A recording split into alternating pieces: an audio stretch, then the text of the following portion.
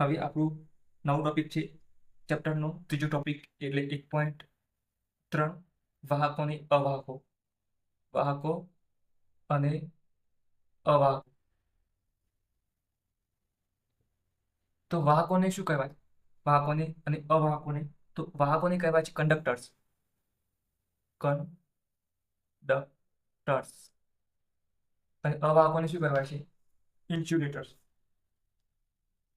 Insulators.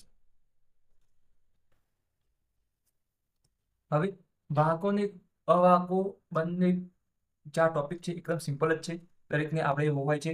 વાહકો કોને કહેવાય? તો જે પદાર્થો એવા હોય કે જેમનામાંથી વિદ્યુત પ્રવાહનું વહન સરળતાથી થઈ શકે તેને વાહકો કહે છે.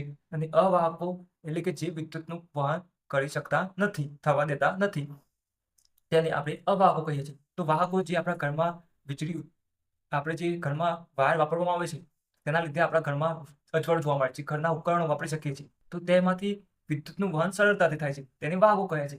જે આપણા ઘરમાં તાર વાપરેલો હોય છે, તાંબાનો તાર વાપરેલો હોય છે તે. અવાહક એટલે જ્યારે કોઈને કરંટ લાગ્યો હોય તો આપણે શું કરીએ છીએ? સૂકા લાકડા વડે તારને ધક્કો, વ્યક્તિને ધક્કો મારીએ છીએ. તેવી રીતે પ્લાસ્ટિકના હાથો હોય તો આપણને કરંટ લાગતો નથી. તો આ અવાહકના ઉદાહરણ હતા, વાહકના હતા. તો આપણે બંને વિશે જોઈ લઈએ. તો તફાવત જોઈએ. વાહકો, વાહકો, અહીંયા અવાહકો. અવાહકો. તો અહીંયા જે પદાર્થો તેમનામાંથી વિદ્યુતને સરળતાથી પસાર થવા દે છે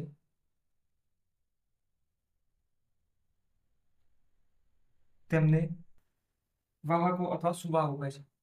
વાહકો અથવા સુવાહક કહે છે. અહીંયા સેમ અવાહકોમાં એવું છે, જે પદાર્થો તેમનામાંથી વિદ્યુતને સરળતાથી અથવા પસાર થવા દેતા નથી તેમને અવાહકો કહે છે. જે પદાર્થો તેમનામાંથી વિદ્યુતને પસાર થવા દેતા નથી તેમને અવાહકો કહે છે. હવે જે વાહકો કે અવાહકો હોય તો તેમના અંદર શું હોય? કોઈ આપણે તાંબાનું તાર લીધું તો એના અંદર મુક્ત ઇલેક્ટ્રોન હોય. મુક્ત ઇલેક્ટ્રોન, જ્યારે મુક્ત ઇલેક્ટ્રોન ગતિ કરે છે ત્યારે ત્યારે કરંટ પસાર થાય છે, ત્યારે તે વાહક બને છે. તો અહીંયા બીજો ટોપિક થશે આપણું વાહકો પાસે મુક્ત ઇલેક્ટ્રોન હોય છે, તેથી તે પદાર્થમાં સરળતાથી ગતિ કરી શકે છે. અને અવાહકોમાં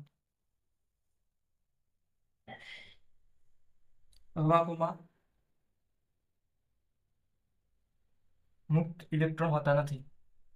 મુક્ત ઇલેક્ટ્રોન હોતા નથી. મુક્ત ઇલેક્ટ્રોન ના હોય તો ગતિ થવાની જ નથી. તો ગતિ ના થાય તો તેને શું કહેવાય? અવાહકો કહે છે. તેથી ઇલેક્ટ્રોન પસાર થવામાં મોટો અવરોધ ઉત્પન્ન થાય છે. હવે તેના ઉદાહરણ જોઈ લઈએ. દાખલા તરીકે ધાતુ. કોઈ પણ ધાતુ હોય તો એના અંદરથી શું થાય? વિદ્યુતનું વહન સરળતાથી થાય છે. ધાતુઓમાં આપણે જોયું તાંબાનો તાર નહીં, જે આપણા ઘરમાં વાપરવામાં આવે છે. ત્યાર પછી માનવ શરીર. આપણને કરંટ લાગે છે. શા કારણે કરંટ લાગે છે?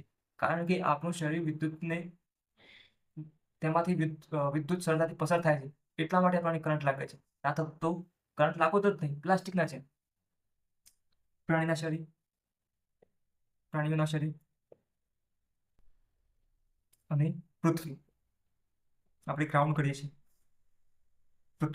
પૃથ્વીને તમે કોઈ લાઇટ ફિટિંગ કામ કરતા હોય તો પગમાં પ્લાસ્ટિકના ચંપલ ને એવું પહેરે છે બૂટમાં, તેનાથી તેમને કરંટ લાગતો નથી. જો પ્લાસ્ટિકના ચંપલને પહેરે નહીં તો પૃથ્વી પણ એક સુવાહક છે, તેથી કરંટ જમીનમાં ઉતરે છે, તેથી આપણને કરંટ લાગે છે. હવે અવાહકના ઉદાહરણ જોઈએ. અધાતુ, કાચ, પ્લાસ્ટિક, રબર, નાયલોન અને લાકડું. લાકડું પણ પાછું સૂકું લાકડું. જો ભીનું લાકડું હશે તો તેમાંથી કરંટ વહે છે. હવે વાહકમાં વિદ્યુત ભાર કેવી રીતે પસાર થાય? તો વિદ્યુત ભાર આપણા ઘરમાં જે આવે છે તે આપણા ઘરથી થોડે દૂર ડીપી હોય છે, ડીપીથી આગળથી કરંટ આવતો હોય છે, અથવા તો આપણે કોઈ બેટરી વડે પણ વિદ્યુત ભાર પસાર કરી શકીએ છીએ. તો વાહકોને બેટરી વડે વિદ્યુત ભાર, વાહકની સપાટી પર ઇલેક્ટ્રોન શું થાય છે? ગતિ થાય છે. વાહકોને વિદ્યુત ભાર આપતા શાના વડે આપવામાં આવે છે? બેટરી વડે વિદ્યુત ભાર વાહકની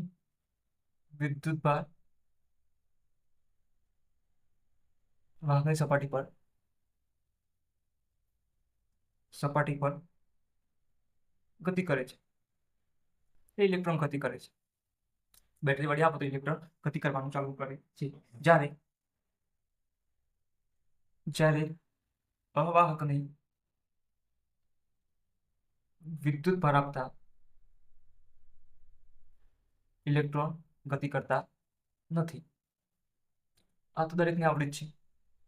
ત્યાર પછી ધાતુના સળિયાને હાથમાં રાખી ઊન સાથે ઘસતા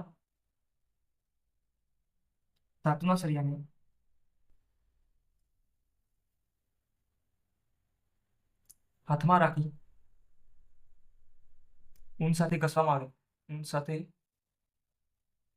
ઘસવામાં આવે તો કોઈ વિદ્યુત ભાર મળતો નથી.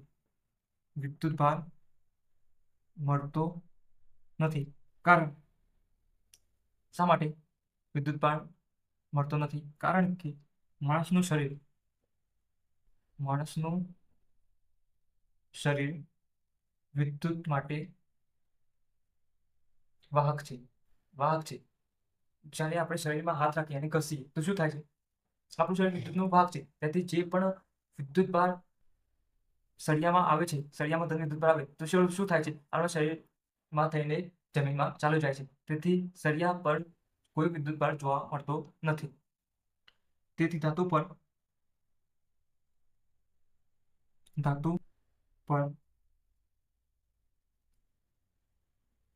જેટલો વિદ્યુત ભાર ઉત્પન્ન થયો છે તે માણસના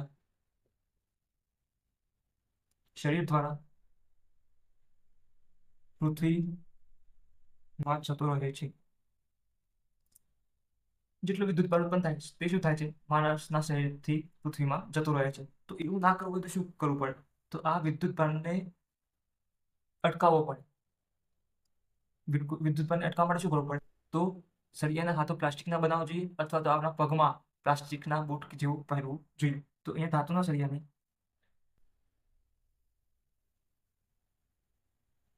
પ્લાસ્ટિક અથવા રબરના હાથા વડે પકડીને ઊન સાથે ઘસતા સળિયાને વિદ્યુત ભારિત કરી શકાય છે. તો આ હતું વાહક અને અવાહક, કંડક્ટર એન્ડ ઇન્સ્યુલેટર.